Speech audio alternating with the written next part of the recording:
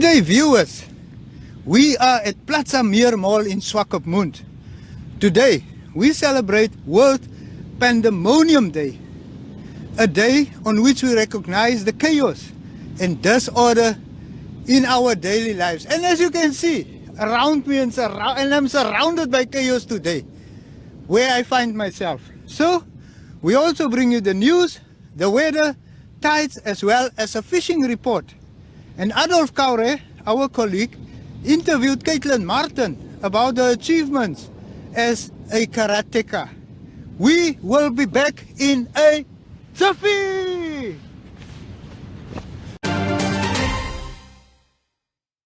Today's news segment is brought to you from Aviary. Thank you. The last COVID-19 update provided by the Ministry of Health and Social Services yesterday morning indicates Namibia recorded another 76 cases on Monday, most of which 73 are from Walvis Bay, while 2 are from Windhoek and 1 from Keetmanshoop. Walvis Bay now has 810 positive COVID-19 cases.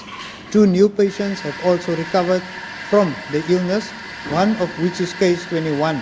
And he is one of the first COVID-19 positive cases reported in Walvis Bay.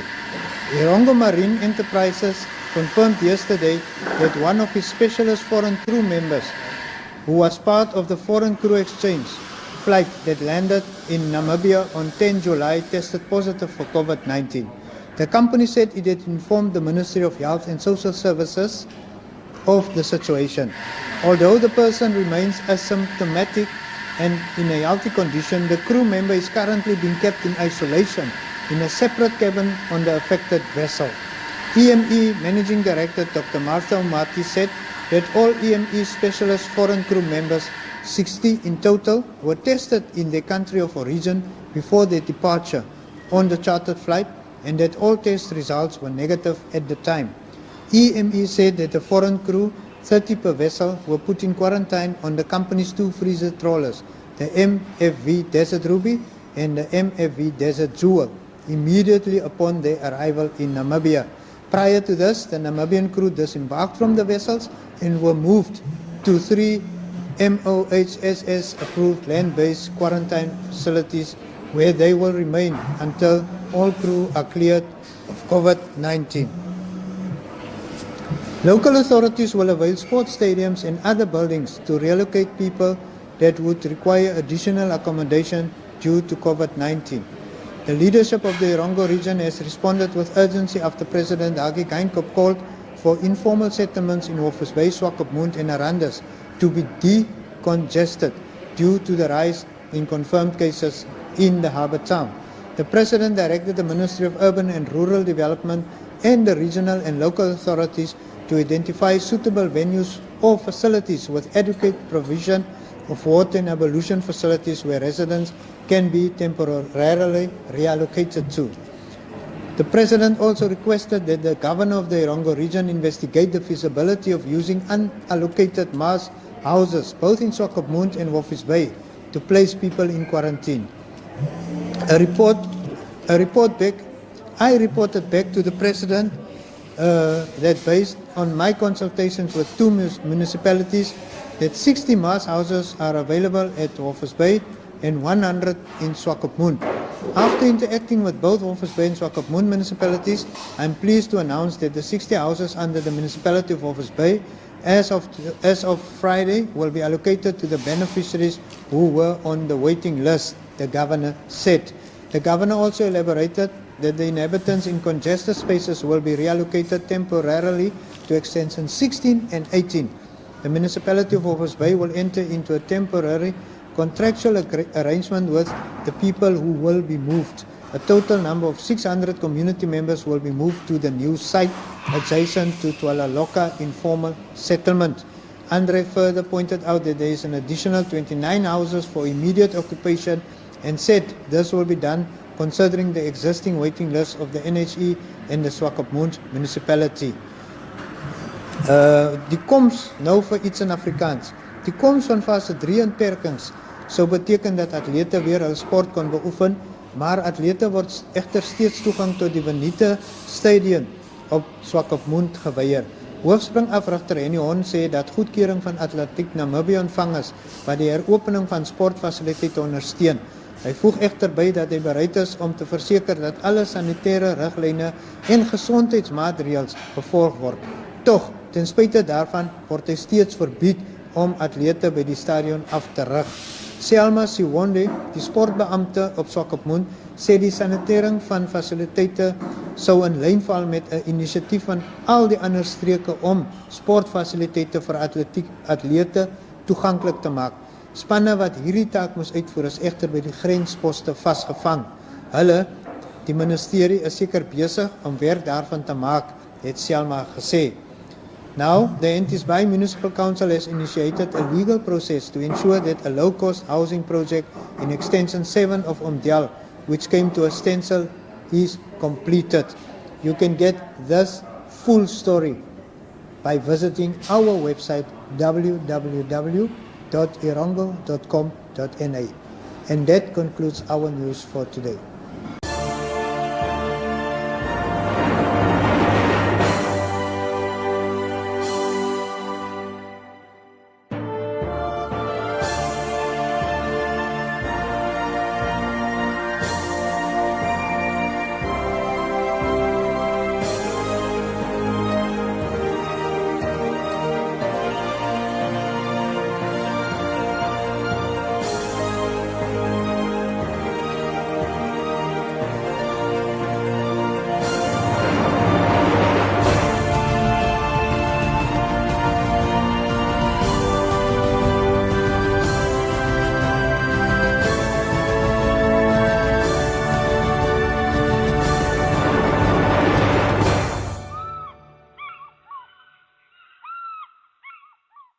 I am joined here by Katelin Martin, who is a karateka, right? Yes, how are you doing for today? I'm doing good, thank you. And yourself? I'm doing very well. So, you are obviously the daughter of the famous Leonard Martin, Shihan Leonard Martin, who is a world champion as well. How does this make you feel? Does this give you any pressure? It does, because my father is so well known in karate. It already puts a big expectation over me. So people, because I do karate as well, people expect me to live up to my dad's legacy that he left behind. So being able to fill his shoes is really difficult for me, because especially the way competitions are set, and it's not always easy, or it's very difficult for me to live up to his standard, because he trained extremely hard, and he's a man. So men are known physically stronger than women, obviously. So growing up, when I was in karate, I was always the only female in the class. So my dad always used to tell me that I have to train harder than the boys, because they'll always train to beat me. So for instance, if the boys did 12 push-ups, I have to do 13. I always had to train harder than everybody else because I'm a girl. So it's a great legacy to live up to. It's just really hard for me. Wow, that's great fatherhood there, just making her do more push-ups and stuff. And you started karate at 3, and you didn't really like it at that time.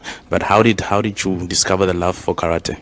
When I went to Japan for my first black belt grading, I started to learn about the culture of my style, how it started, what the meaning of it was, and why it is what we do, and so on. And then I basically just fell in love with the culture and with the style and where it came from and so on. So it grew on to me, and since then I loved it ever since. So it's my life. Right. So you understood what it's all about, and when you started understanding it, that's when you started loving it. And obviously you are also a champion. You've represented Namibia on many occasions. We've seen you at the Dome and so on, kicking butt, if I may say. So what is the recent tournament that you excelled in? So since the lockdown, I've been doing these online karate competitions called e-tournaments, and the one I recently won is called the Dutch Open. Okay. It was extremely difficult. People that I've told about these online competitions think it's much easier for us, but on the contrary, it's not, because the advantage we have is we get to take a video as much as we want of the kata. We get to retake until we think it's the perfect video. But the judges, when they have to ref and give us scores for kata, it becomes a lot more strict, because now they can pause on the video and see if our movements are correct, if we're doing it in the right technique, and so on. So judging becomes very critical now. but it's all fun. It's all fun, yeah. So they're scrutinizing it more. And you won gold for kata for senior ladies, right? What other medals did you win? I've done over maybe 15 competitions, but the big achievements I've gotten was my first gold. I've gotten 2 silvers and a bronze so far. Right, awesome stuff. And as we know, obviously, karate is now recognized as an Olympic sport. Unfortunately, because of the Rona, because of COVID-19, the Olympics have been postponed to next year. Tell me from your side, you've also been chosen to be part of the trials. How does this make you feel? Is it more time to prepare for the Olympics? Yeah, Olympics has always been a big dream of mine. This would be the first year that karate is in the Olympics, and also probably the last. So I knew in my heart, since I was young, I knew karate would end up there at one point. So I've always trained as hard as I could to make it there, because my dad won every achievement he could for karate except for the Olympics, because it wasn't there that time. So me being given the opportunity to reach the Olympic level is over the moon for me. So prepping for that, I've been working my body to the extreme limits that I could, and it's been a little challenging for me because last year I had my first knee surgery. So being able to recover from that has been really hard, but I've had support from everybody that I love that's always been there for me from the start, that's been helping me through my recovery. So I got back on my feet, basically learning how to walk again. Got back on my feet quickly, and I've been on a roll since. Awesome stuff. And that's how a champion's mentality should be like. Obviously, the corona has hit us, and while we're in corona, you've already won a tournament, which is amazing. But how have you been staying fit during the COVID-19 lockdown and so on? So fortunately for me, I do have a training facility at my house, so I'm able to still do my daily workouts in the morning and in the evening. I still get my runs in. I stay near the lagoon, so I get to go run. I get to keep my workouts as scheduled as, because I stay in South Africa, that's where I study, so I would go to the gym 3 times a day. So I try to keep my body in that same routine and schedule, because with sport, especially with karate, if you stop training for a week or a month or so, your body loses it completely, and when you get back later on, it's like you've never done the sport. So it's very important for me to keep my body in the constant schedule that I'm in, especially with all the supplements I take to give me the sports performance, the boost that I need to train hard to the limits that I'm trying to achieve. I keep training every single day. I never skip a day. Awesome stuff. And when we look at the sports of karate in Namibia, it has really improved. I know since back then. What do you think? How do you view the sports of karate, and what can be done to improve it even more? Honestly, it's all comes down to the youth of today. So for me, I feel like everybody should be put into a sport from young, or like different sports from young, so they can see what they like, where they fit, and so on, so they can actually love what they do and carry it out up until they're like 20, 30, 40 years old and take over even if they would like to. So for me, karate in Namibia has never been seen as a big sport like rugby or cricket or soccer. So, and there's also not really much people that take interest in doing karate. There are here and there some potentials that fall out because of friends and bad choices and so on. So those that have stuck around, I've noticed, really excelled from over the years. So they really brought Namibia's name up high, especially in the last 5 years. I think now Namibia recognizes karate as it has potential. So us where we are right now, Namibia has never had karate up high. Like when my dad was still doing karate, like competing on international level, Namibia's name was quite high. But when he left, people didn't have the same drive as my father. So karate, it was at the bottom. Now that everybody's taking interest again and pushing and everything, because they see what they can achieve with karate and what they can gain from it. So now that karate is on top in Namibia is one of the greatest things ever. Awesome stuff. And you are a black belt, so we should watch out, right? What level of black belt are you? I'm second dan. I'm grading for my third dan soon. Wow, levels. And in terms of officiating, are you also one of the, let's say, referees and umpires? Do you also have those qualifications? I prefer not to be a referee. I do more coaching, so I teach kids and I teach them what I know from what I've gained on competition level experience. So I prefer to be there with the students and guide them than to sit and ref them, because I feel I can teach more from being a coach than what I can from just refing people. Right, awesome. What is your message to the people who are watching out there as a conclusion remark? Honestly, I would just say that, especially during this lockdown time, people should keep faith and keep positive and keep to their scheduled training as if it was like a normal day, like we're going to compete tomorrow or so. Because as soon as when Corona is over, everything's going to go back to normal, and then competitions are going to be thrown left, right, and center. So it's best now to keep prepared and keep ready, because when something like this happens and people get cut from this sport, that's when they start to fall off on the wrong path.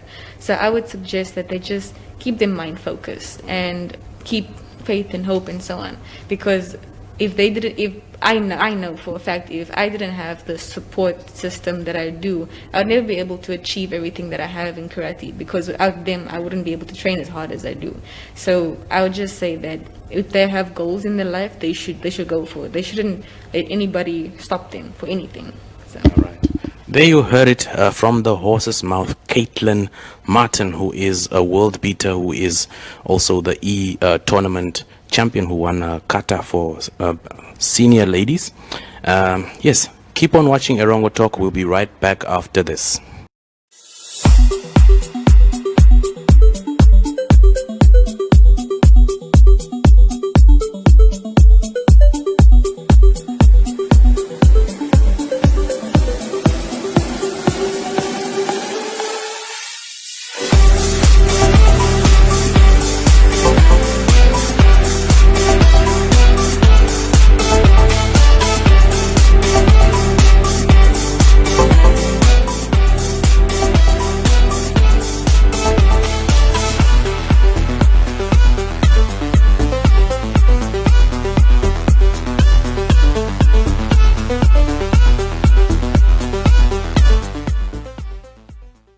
And now for your fishing report.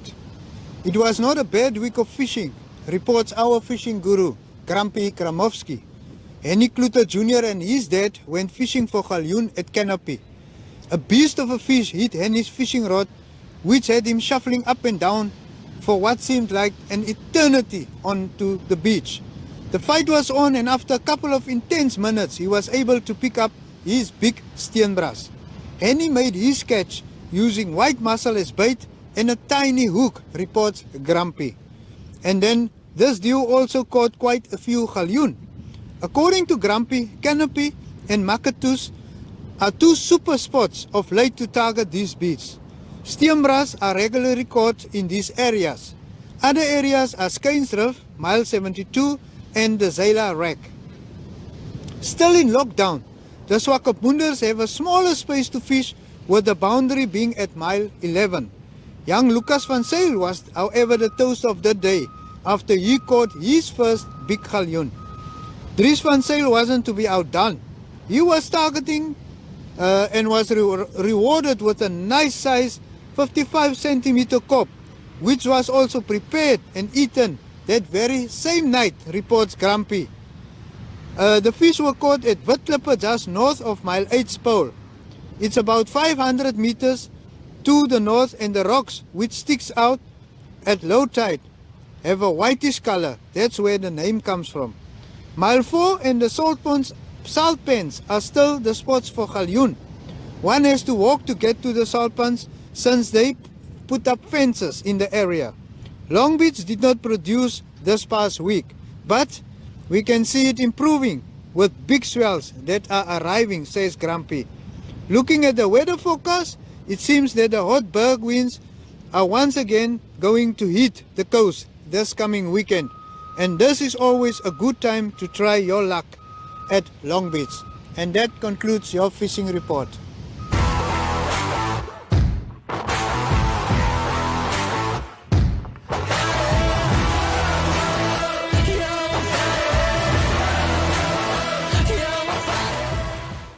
And now we're going to talk tides and the weather. We had a high tide at 5:25 this morning, with a low tide at 20 past 11. A second high tide at 5 to 6, and then we'll have another low tide at 10 to 12 this evening. The weather in Walvis Bay, the sun was out at 20 to 8 and is expected to set at 26 to 7 with a maximum of 20 and a southwesterly wind prevailing, and for tomorrow a minimum of 18 and a maximum of 28.